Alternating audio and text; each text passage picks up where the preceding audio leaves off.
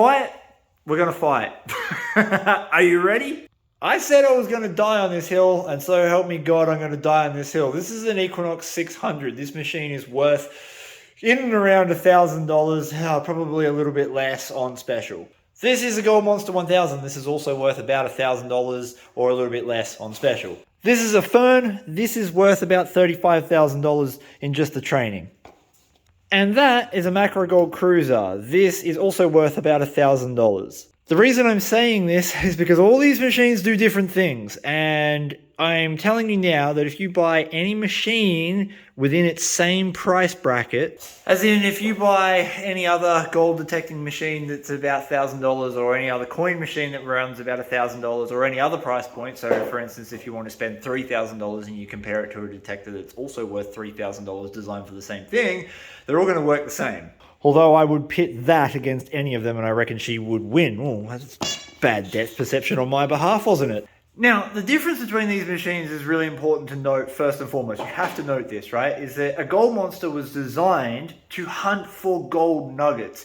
The Equinox 600 was designed to hunt for coins and relics. Does that mean that an Equinox 600 can't find gold? Absolutely not. But the programming in the Gold Monster is designed to handle things like mineralization in the ground. It's designed to find very small targets that take up very unusual shapes, such as gold nuggets, whereas the Equinox 600 is designed with discrimination in mind so that it can get rid of things like rubbish that you don't want to find. It makes it very easy to identify whether or not something is worth digging or not when you're hunting for coins or jewelry, and you don't want to dig up pieces of aluminium all day long, whereas if you use the Gold Monster at a park, it'd be really, really difficult to distinguish between something that was, say, an aluminium pull tab and a silver coin. And by the same token, it's very hard to get an Equinox 600 to settle down and not be really chattery on the gold fields, and therefore you would likely miss a lot of targets. So the machines are designed differently, even though they're in the same price bracket,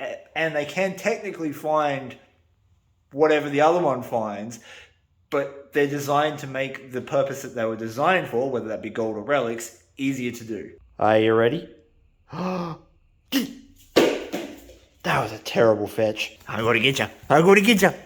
I said in a post on Facebook that pissed a lot of people right off, that, and I will die on this hill, that any machine within its category, I should have added that, I didn't add that on the post, but any machine within its category, so for instance, machines designed to find gold, or machines designed to find coins, that costs the same is likely going to work exactly as well as any other machine from any other brand within that price bracket. Yes, there will be user interface differences and there will be tunability differences, and they may play a small role, but from a stock standard position, I challenge pretty much anyone to take, say, like an Equinox 600 and a Macro Racer 2 out onto the fields and then compare them side by side to see which one works better, because I reckon you probably get the same amount of stuff. The same with the Gold Monster.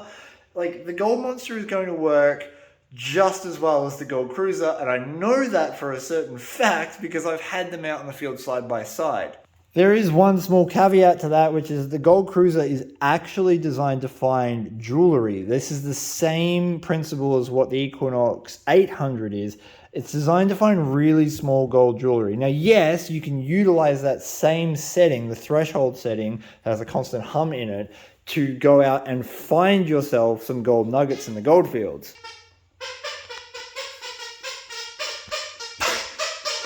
And it's important to note that hybrid machines like the Gold Cruiser or the 800 are primarily designed to find coins and relics, and they have a subset of settings that allow you to go out and hunt for gold. They're not tuned in and designed with gold as their primary target, and therefore they will not be as good in those modes as something like the Gold Monster that was specifically, the whole machine was specifically designed for gold. Super Italian. So what's the point of me talking about this and playing with my dog while I film this video in one shot?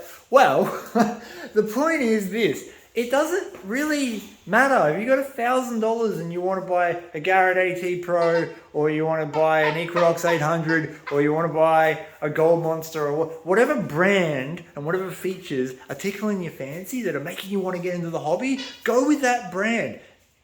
Once you get to about $1,000, metal detectors are actually pretty good. Doesn't really matter what you buy. You're going to have a good time. It's just going to be whether or not you walk over a nugget or not, or walk over the coin or not.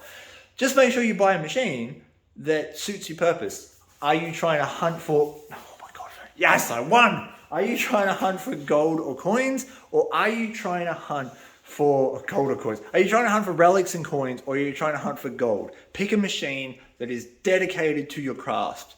Don't go for a hybrid machine straight off the bat because you think you're going to get the best of both worlds.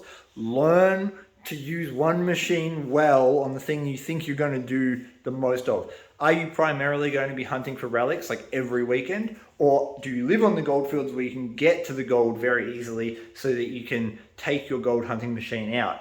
Because if you buy a coin machine and try to take it gold hunting, you're going to have an absolute nightmare of a time, and vice versa. But it doesn't matter which machine you buy at that price point. They're all going to work the same.